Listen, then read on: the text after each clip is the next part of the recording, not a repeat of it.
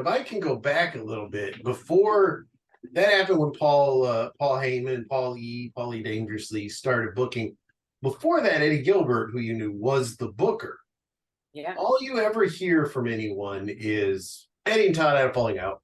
Hey, no one ever goes, do you know what the falling out could have been about? No one ever says. Everybody just says, yeah, Eddie was just falling out, said goodbye, and Paulie took over. Do you have any idea why? I've heard Eddie went a little nuts. I've heard, you hear different stories.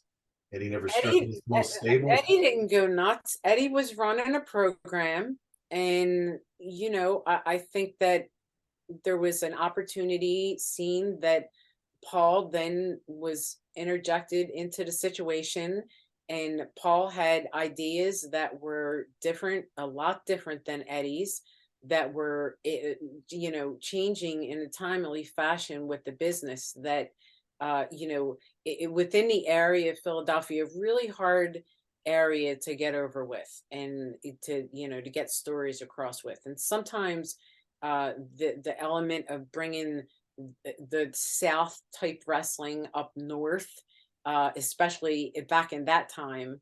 If you had know anything about Philly fans, they've always been very difficult, and it seemed like just a better idea to go with changing it up a little bit, and having Paul be the booker, and update things as things progress with time and wrestling.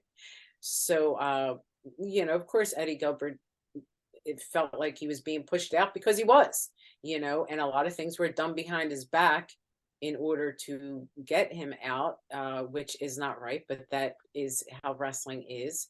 And in and then the locker room was destroyed by Doug Gilbert and Eddie and everyone else in the process. And it was something that sometimes it's just time for people to go. If things aren't working in the area the way you're doing it, then move on, and just move on. Like, can't cry over spilt milk. I loved Eddie Gilbert. Loved Eddie, loved Eddie Gilbert. I liked the way he was doing things, but I'm not your typical Philly fan either. But it is what it is.